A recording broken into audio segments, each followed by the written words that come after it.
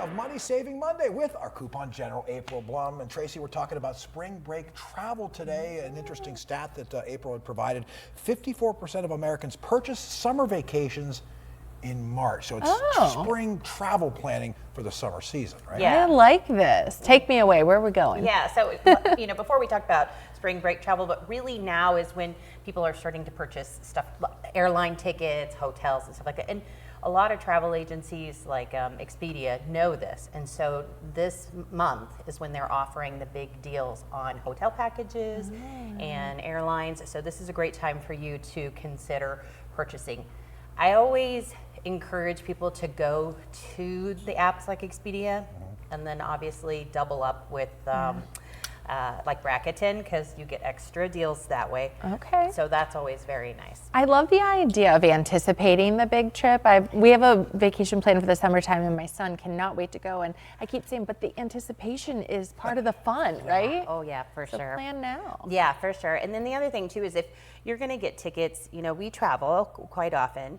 And so what we do is first I go to Google Flights. So if you have some flexibility and you're willing to take a drive, go to Google Flights and then look at neighboring airports to see if the flights are less.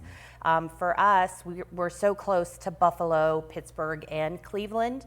So those are great things. One time we flew out of Toronto and got the best deal, and it wasn't a bad drive. It wasn't. The one time we flew to Europe, and I have to tell you that flying to Europe from Toronto is like super easy and nice.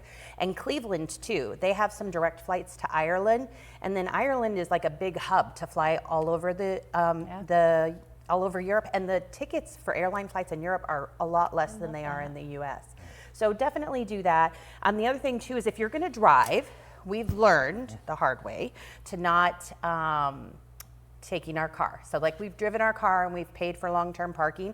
It's actually cheaper to just rent a car and drop it off. It's like $50 to pick it up from the airport here and then to drive it to whatever airport you need. And then you're done with it. That's it, and then you don't have to worry about it. Timing, when finding cheap flights can be important. I know a lot of folks tend to obsess about checking because the prices change so often. Yeah, and so depending on where you're flying, so usually we plan our trips well in advance. So we tend to purchase our tickets less.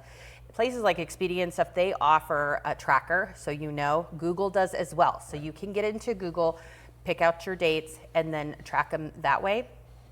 You can get tickets for less price closer to your flight date, but you're at a gamble because you won't get seats together, so that's always a problem.